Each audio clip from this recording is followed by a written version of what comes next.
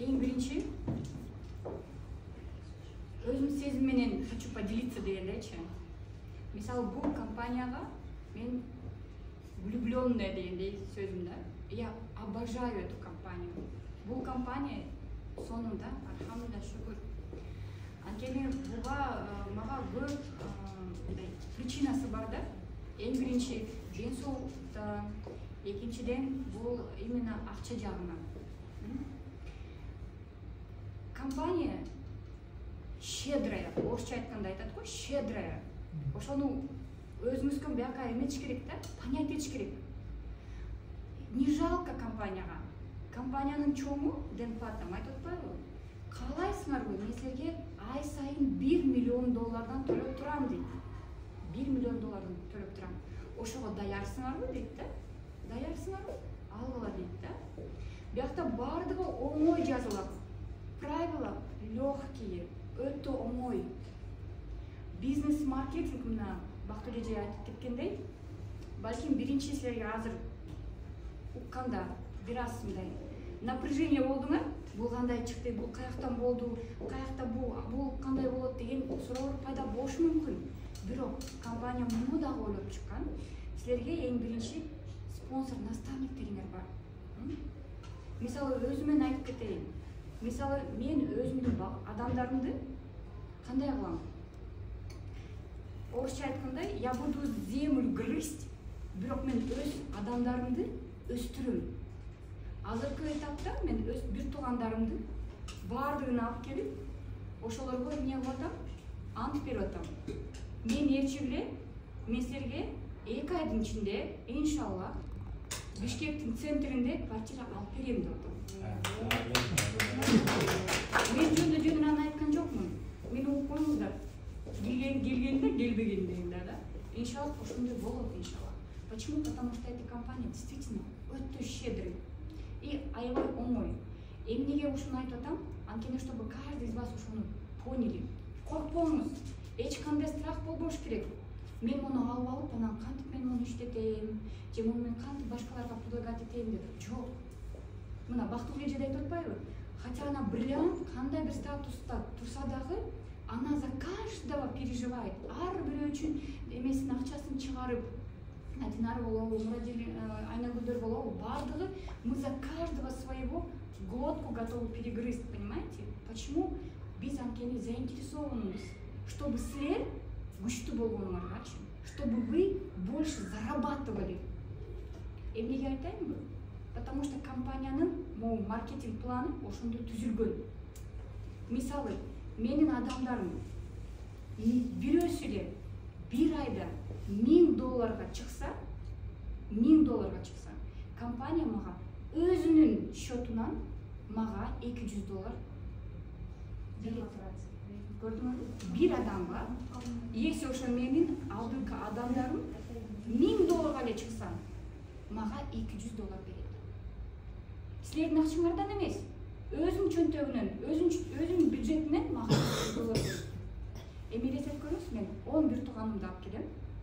Аларга ийне жийине чейин баардыгын түшүндүрүп берем, үйрөтөм, баардыгын көрсөтүп берем. В этом плане алхамдулилlah эксперт болуп калдым да. Эми карасаңыз, ар бирөөсү минимум $1000 бир айда заработать этсе, компания мага канча төлөп берет? $2000 төлөп берет мага. Просто потому что я күйүп бышканым үчүнчү. Көрдүңөрбү? Это хорошо? Это выгодно? Это справедливо? Көрдүңүзбү? Анан эмне деп айтчумун? Бул бизнес легальный. Бул бизнес таза. Очень красивый бизнес и благородный бизнес. Эмнеге? Анткени сиз бул продукция менен эң биринчи адамдарга эмне берип атасыз? Вы жизнь берип атасыз ошо адамдаргачы. Эмнеге? Анткени ден соолук оңдойт адам ошо продукциясы менен, анткени акча табат. Мына Акылбек баке дагы. Вам лишний $500 в месяц плюс 5000? Лишний? Нет. Үйгө келсеңиз, эжекем билесизби кандай сизди тосуп алат? Ой, машалла. Караңызчы, ошондой табышкер болсо үйдө. Алхамдулилlah шүгүр да. Бардыгыбыз эле бизге керек да ошол нерсечи. Продукциясы да керек, акчасы да керек. Эми караңыз, оңой нерсе. Эч кандай страх болбосун. Мен буну мисалы $100 алып алып, анан эмне кылам? Жок. Спонсорлор бар да. Биз күнү түнү мейиске отурсак дагы сиз менен чогуу тамак жейбиз. Сиз менен конокко барабыз. Сиз менен уктайбыз, турабыз. Жаныңызда турабыз, мынтип. Почему? Потому что biz заинтересованы, чтобы вы много зарабатывали. Иншаллах, Бактыгүл, скоро буду больше вас зарабатывать. Маша. Мен 20% алып жатам, Көрдүңүзбү? Это не зависит, мисалы. Менин бир тууганым может прийти после меня, но может зарабатывать в 10 раз больше меня. Бунун примерлери миллион. Мисалы мына билебиз, бардыбыз. Ошол эле Кавказ, Россия. Бардыбыз Сергазина апабызды билебиз, сколько она зарабатывает, мисалычы, бир айда $75 000 мисалы табат. Бирок анын 7-6 линиядан чыккан Куранова, Кулаева андан көбүрөөк табышат. Понимаете? Почему? Тиякта келген адамдар ошо чоң апабыздан да көп акча табышат. Это справедливый маркетинг. Ким кандай иштесе, ошончо иштейт деген сөз. Жана бүгүн айтып кеткендей, мына бизнес спонсорлорубуз айтып кеткендей, бүгүнкү күндө могу бизнести жасаганга өтө оңой. Просто желание керек. Желание керек. Мисалы менин мына келиним. Канча айтып атам, канча тилим тешилип бүттү, бир туугандарым айтканча, биринчи силерди көтөрөм мен силерди. Биринчи силерди көтөрөм мен. Үйрөтөм бардыгын. Үйрөнгүлө, пока менин возможностьум бар, убакытым бар. Анан мисалы ошентип сизге ошогон адамдар угат, бизнеске келет. Мага да канча адамдар келгенден кийин силерге убакытым жок болот.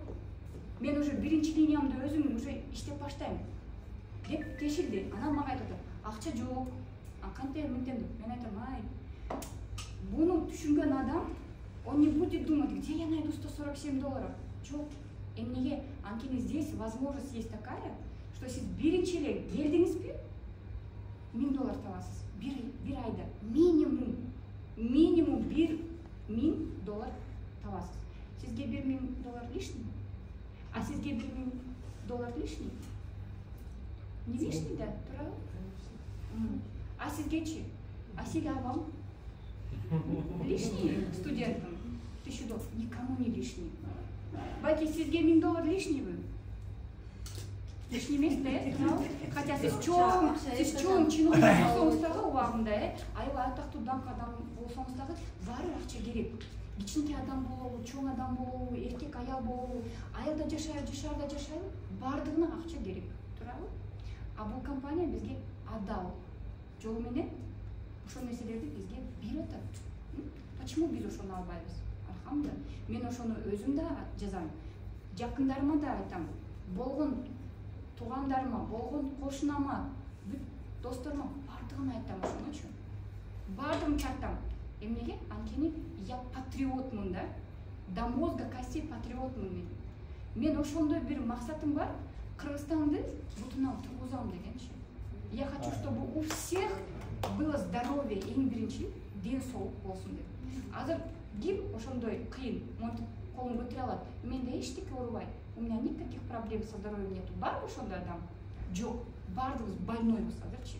Же да болсо жаңы төрөлгөн балдары дагы проблема менен төрөлөт. Туурабы? Же калппы? Туура. Бардыгына ден соолук керек.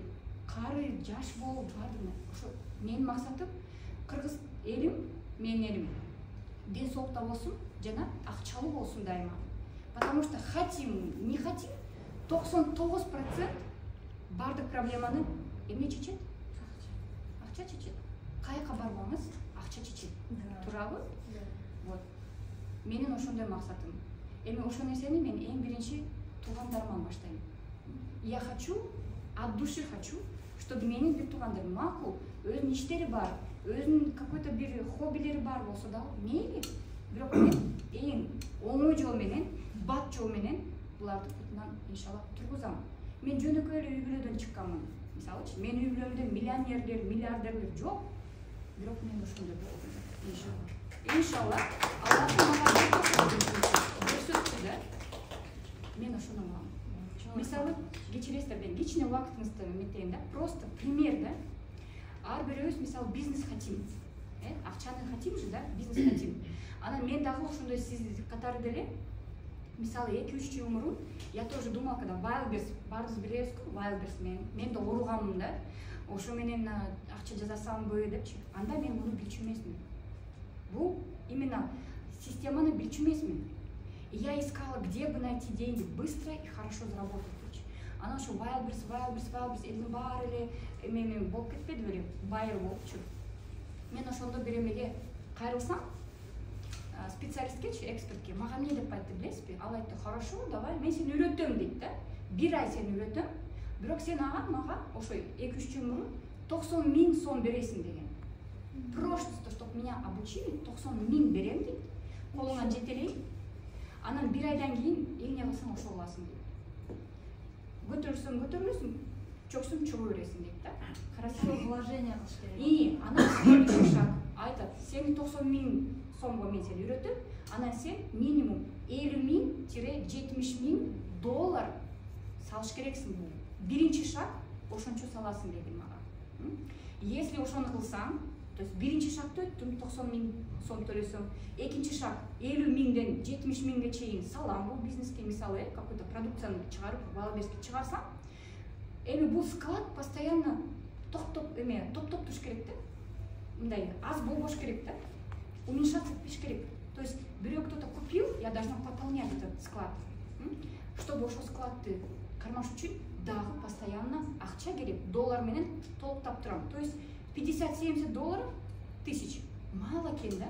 Еще надо как минимум ошондой жарымысын кармаш керек. Анан еще гарантия жок. Сизде ошо бизнес өтөбү, өтпөйбү, же возврат болобу, же болбойбу, же силерге дагы бир кандай бир отрицательный отзыв берип калса, кайра отурдуңар, элестетиңиз. Это сколько денег? Если сомго айлансаңыз ошону эсептечи, мисалы да, бүгүнкү күндө эле ошону эсептеп көрсөңүз, 50 000 доллар минимум да, көбөйтөбүз бүгүнкү курска. Бул 4,5 миллион. 4,5 миллион минимум сом менен салыш керекмин. И то гарантия жок. У меня это выгорит бизнес или нет? Караңызчы. Это какой риск? Канча адамдар ошондон күйдү, мисалы. Мен да күйдүм да ошондончу. Көрдүңүзбү? Арабызда. Мен мисалы бир эмес эки адамдан окудум да. Окудум и плюс товар киргиздим. 300 000 товар киргиздим. Анан ал товарым же сатылбай, же ошол до сих пор уже складта турат да. Уже мен складка карыз болуп кеттим да. Башка складта. Биякта болсо андай жок. Ошо бул жерде без вложения баштасам. Биз просто мисалы муну каалайсызбы? Мойлофт эле өзүңүз үчүн, өзүңүздүн балдарыңыз үчүн, өзүңүздүн семьяңыз үчүн, атаңыз, папаңыз, ким жакындарыңыз болсо, ошол эле үчүн аласыз. Бир эле жолу аласыз. Болду. Анан ошо менен эле бизнес эметет. Но бизде мисалы мынтип үйрөтөт да. Когда мы покупаем, если вы заходите на этот бизнес, просто так жөн эле ичкенге кирбеймиз. Я вот хочу вас пригласить именно на бизнес. Акча кылыңыз. Акча, мына азыр деле көрдүңүз го? Адамдар зарабатывают деньги. Азыр башка адамдар еще больше зарабатывают деньги. Ай сайын, жума сайын 1000 доллар деп алып атышат акчанычы. Биз эмне ошого үмүттөбүзбү? Что нам жалко, что ли, на свое здоровье, чтобы потратить, который нам инвестиция болуп берген эме жалкобу? Нет. Биз өзүбүз ошентчебиз, башкаларга да айтабыз. Анан кыргыздарда мындай сөз бар. Эл түкүрсө көл болот дегенчи. Вот ошол смысл да, могу жердечи. Сиз өзүңүз эле ичип баштайсыз. Эки адамыңызга айтасыз, болду, кетти демеңизчи. Соолугуңуз көбөйөт. Финансыңыздагы, ден соолугуңуздагы ыраазычылык да болот. Аны эмнеге мен ошону айтпайм? Эмнеге мен бүт туугандарыма, жакын адамдарыма ошону сунуштабайм? Мен баардыгын айтам. Күнүгө мени жаман көрсүңбү, көрбөсүңбү, мен айта берем да. Эң биринчи ошолорго айтам. Это сонун бизнес. Мне не стыдно. Компания продукциялар сонун, бут таталары да өтө оңой нерсе. И расход болбойсуз, страх эч кандай жок. Күнү түнү 24 саат 7 күндө. Бир жумада постоянно сизде помощниктер бар. Өзүңүздүн личный менеджер. Мына менин личный менеджерим Бактыгүл эже. Мен любой вакытта чалам. Бактылуу эже десе билем, бактылуу эже. О, кандайсың, жакшысыңбы, эмне керек, эмне гана дейм айтат да, мисалычы. Бактылуу эже айтып атпайбы? Любой время Мурадил менен Айнагүлгө чалат. Любой моментте даяр. Кеттик самолет менен десек, самолет менен учат. Кеттик машина менен десек, машина менен кетишет. Почему? Потому что здесь мощный маркетинг план. Эчтекеден коркпоңуз, эч кандай страх болбош керек. У вас мощная поддержка бар. Сизде эч ким таштап койбойт. Наоборот, айтып атпаймынбы? Мы заинтересованы в том, чтобы вы много зарабатывали. Анан те, кто сидят еще ждут. Байке сиз айтып атпайсызбы? Билбейм, магазиним барбы, жокпу депчи. Сиз билесизби азыр кандай адамга окшошсуз? Эгер мисалы элестетип көрүңүз, сизге бирөө бир мондай бир эмени берди да.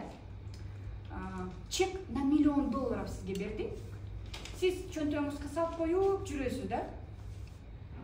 Башка болсо, башка адам болсо, чурка парканы банкка барып туруп, обналичка кылмак да. Аны өзүнүн керектүү несеге барып, ошону иштетмек да. А сиз болсо $1 миллион чегин кармап алып жүрөсүз. Билбейм, баштайм го, көрөйүнчү, анан ким эмне кылса деп эметет. Эч кимди карабаңыз. Кто первый? Аллах субхан тилде айтат өз немесинде. Васабикун. Ким алды да, ал дайым алды да болот. Көрдүңөрбү? Поэтому эч качан эч кимди ойлобоңуз, карабаңыз эч кимди. Может быть, вы сейчас думаете, да? Мисалы, мен деле ушундай эме болгон, мындай впечатление дейинчи. И мен муну эметсем, барым, мени эмне деп ойлойт, мен туугандарым менен окружением эмне дейт, может меня там гнобить начнут, и бул бакуш эме жөн лохушка, ее просто там используют, анан муну акчасын салып койду, жедирип алды деп ойлочумун да, ошентет го деп жүрчүмүн. Жок. Азыр любой адам бирдеме деп көрсүнчү, мол жөнүндө, же компаниянын жөнүндө жаман сөз сүйлөп көрсүнчү, жеп салам, чайнап салам, бир жутуп коем. Түшүнөсүзбү? Ошого чып-чын айтып атам. Анткени мен бул нерсени көрдүм, түшүндүм. Бул кандай нерсе экен? Мына, альхамдулилля. Ошондон эч кандай ойлонбой туруп, кириңиз, иштеңиз, пользуйтесь своими спонсорами на полную катушку. Спонсорыңыз билбесе бир суроону, айтыңыз, таап бер мага ошондой суроого жооп мага бергиниң деп туруп, эметиңиз, үйрөнүңүз, өзүңүз да үйрөнүңүз, астыңкыларыңызды да үйрөтүңүз да. Түшүндүрүңүзбү? Оңой, өтө справедливый, өтө маанилүү, жакшы бизнес.